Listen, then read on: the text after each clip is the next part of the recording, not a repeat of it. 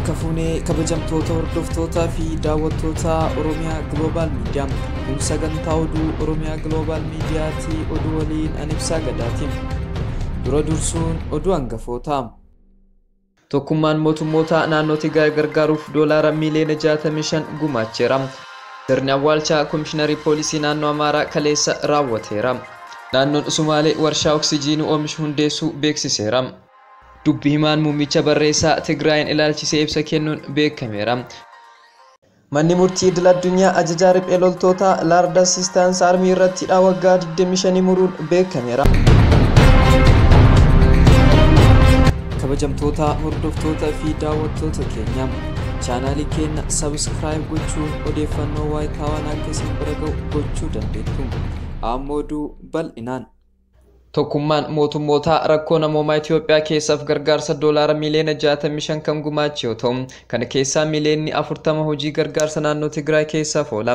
Lubbuu namaa fi beelladaan sababa hongeedhaan dhumaniin ijoollee hanqina nyaataa madaalamaan dararamaa jiru jechuudhaan hoogganaan dhimmoota gargaarsa namoomaa kan tokkummaa mootummoota Mark Lowcock ibsa kennaniin gargaarsa maallaqaa kana labsuu beeksisaniiru.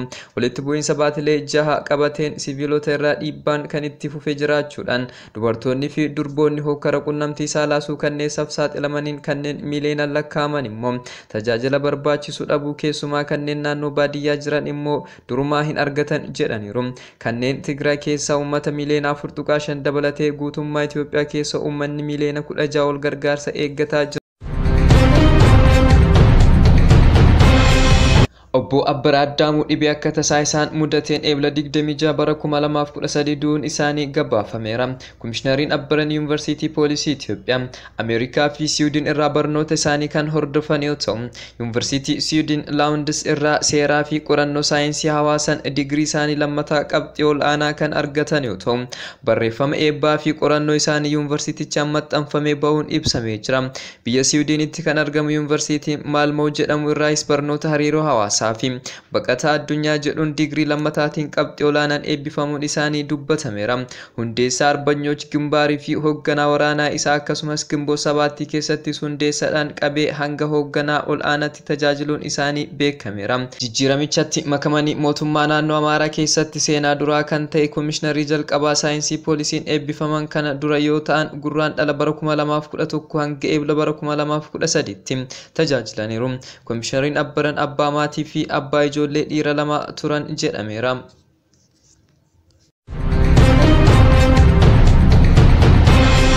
Mootummaan naannoo Sumaalee warshaa oomisha oksijiinii qabeenya qarshii miliyoona 30 yookaan doolaara 710 baasu eebbisiise. Warshaan guyyaatti siliindara 200 oomishuu kan danda'u yoo ta'u, kunis kan naannoo sana barbaadaniif siliindara 80 hanga 120 ol ta'uu itti gaafatamaan waajjira eegumsa fayyaa naannoo sana Dr. Yosef Muhammad ibsaniiru. Naannichi dhiyeessii oksijiinii Finfinneedhaa argataa ture. Warshaa kanas pirezidaantii naannoo Sumaaleetu eebbisuun bananiiru jedhamee jira. Dubbi himaan muummicha barreessaa Tigraayin ilaalchisee ibsa kennuun beekameera. Dubbi himaan muummicha barreessaa tokkummaa mootummoota Steefan Duujaar tuuta odeeffannoo kennanii jiran. Ibsa isaanii kanaan Itoophiyaa ilaalchisuun ibsa kennaniin hojjettoonni gargaarsaa kan ofii keenyaa naannolee baadiyyaa keessatti kan geggeessamu sochii bal'aa kan gufachiisu haalli nageenya Tigraay keessa laafataa fi amansiisaa akka hin taane nuuf himaniiru jedhaniiru. Waltaa namoonni yeroof keessa tursiisan kan Maqalee dhiphoo ta'e keessa COVID-19 argamu gabaafamee jira. Weerarri guddaan yoo ka'e bakki gaan hin jiru jedhaniiru. Oksijiinii dabalatee dawaalee fi meeshaaleen wal'aansa fayyaa akkasumas bobbaa tajaajilan ambulaansiif barbaachisan Shiree keessaa rakkoo eegumsa fayyaa uumaniiru jedhaniiru. Rakkooleen kun jiraatu iyyuu michoonni gargaarsa namoomaa Tigraay keessaa kanneen gargaarsa barbaadan mara dhaqqabuuf yaalaa jira. Hamma eebla 29tti mootummaa fi sagantaan nyaataa addunyaa Waafaappaan midhaan meetirik toonii 19,000 uummata aanaalee 35 keessaa kan jiru uummata miliyoona 11f raabsamee jira jedhaniiru. Turbaan darbee naannoo Tigraay kibba gama baha godina Samiirii fi magaalaa Gijeetitti gareen gargaarsa namoomaa ergamuudhaan midhaan nyaataa gargaarsa nyaata madaalamaa fi meeshaalee kan nyaataa hin taane raabsee jira. Kilinikii eegumsa fayyaa kan yeroo hospitaala Samiir kan hojii dhaabe keessatti hundeessamee jira. Hospitaalonni lama kan Addigiraatii fi Aksum keessaa lama haleellaan saalaa irratti hundaa'e irraa kan hafaniif tajaajila qoora qalbii kennaa jiru. Itti dabaluudhaanis michoota keenya waliin ta'uudhaan kan naannoo baadiyyaa keessaa kanneen hospitaalota 8f keellaalee eegumsa fayyaa 3f meeshaa wal'aansaa eegumsaa hormaataaf 19 raabsanii jiru jedhaniiru. Hojjettoonni itti dabalaa fi deeggarsi maallaqaa akkasumas daandiin amansiisaan ta'e naannoo sana keessatti sadarkaa barbaachisuun qaqqabuuf haala amansiisan akka jiraatu waahilloonni keenya akeekkachiisaniiru jedhan dubbii himaan muummicha barreessaa tokkummaa mootummootaa Steefan Juuraak. Oduu maddeen alaa argannetti gaafa darbinu. Manni murtii idil addunyaa ajajaa riphee loltoota Lord Assistance Army irratti waggaa 25 muruun beekameera. Manni murtii akka ilaalu kan sadarkaa addunyaa ICC'n kan loltoota ijoollee turee fi gara ajajummaa garee riphee loltoota Uganda Laaraa yookaan Lord Resistance Army jedhamutti guddate Dominic Ongwaa irratti waggaa 25 muruun beekameera. Adabbiin kun kan abbootiin alangaa yaada dhiyeessan ol ta'eyyuu murtii hidhaa umrii guutuu kan abukaatoleen maatii hidhamtoota gaafatanii gadi jedhamee jira.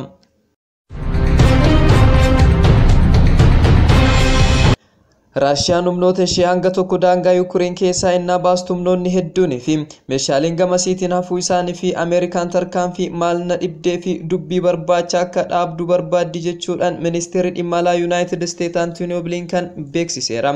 Bilinkan pirezidaantii Yuukireen Vilaadimiir Puutiin waliin ta'uun Kiiviyaa keessatti ennaa dubbatan Raashiyaan dubbii tuqachuu yookiin barbaaddu ta'e battala tarkaanfii fudhachuuf dandeettii qabdi jedhaniiru. Yuukireen tarkaanfii tuttuqaa kana sabatiinsa ilaalu sheenan ajaa'ibsiifadha jechuun Bilinkan himaniiru. Xumura torbee darbee Yuunaayitid Isteet fi aangoonni gameeyyiin gamtaa Awurooppaa akka jedhanitti naannoo daangaa Yuukireen fi Kiriimiyaa irratti loltoonni Raashiyaa 150 walitti qabamuu isaanii ibsuudhaan bara 2014 innaa Raashiyaan Kiriimiyaa weerarte as lakkoofsonni isaa guddaadha jedhaniiru. Raashiyaan gama isheen humnoonni sun leenjii waraanaa irra turuu isaaniitti dubbatti.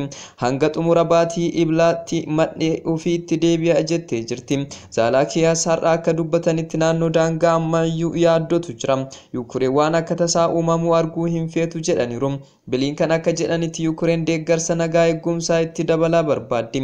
Gochi Raashiyaa marii neetoo fi G7 dhiheenya irratti bal'inaan irratti mari'atameera jedhameera. Itti dabalanis marii kamisa waliigaltee Miinskaa kan walitti bu'iinsa Yuukireen gama bahaa bakka Raashiyaan adda baatota Raashiyaaf babbaasan kanneen naannoo Doombaas keessa deeggarsa turte of keessaa qaba jedhaniiru.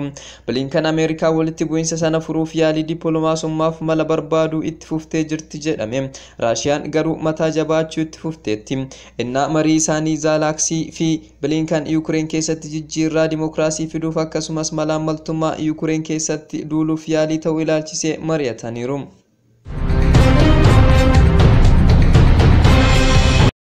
Chaayinaan Atlaantik irraan Afrikaa dhaqqabuun sodaa itti uumuu himtee jirti. Beijing gandaara galaana Atlaantiin kan Afrikaa irratti buufata doonii guddaa yookiin doonilee xiyyaarotaa baatan kan keessummeessu buufata humna galaana guddaa hundeessuu barbaaduuf yaaddoo waraana Chaayinaa irraa hammaataa deeme jechuudhaan ajajaa waraanaa gameessi Yuunaayitid Isteet kan Afrikaa beeksisanii jiru. Jeneraal Steven Tiunsed Associated Press irratti akka ibsanitti Chaayinaan waaltaa humna galaanaa hundeessuu yaadduudhaan Muuritaaniyaadhaan hanga Naamiibiyaa kibbaatti kan jiru biyyoota Afrikaatti dhiyaattee jirti. Kun dhugumaan Chaayinaan Atlaantik yookiin garba Paasifiik irratti mandhee doonii waraanaa hundeessuudhaan humna galaanaa ishee babal'ifachuuf ta'e jedhamee kan yaadamedha jedhanii jiru.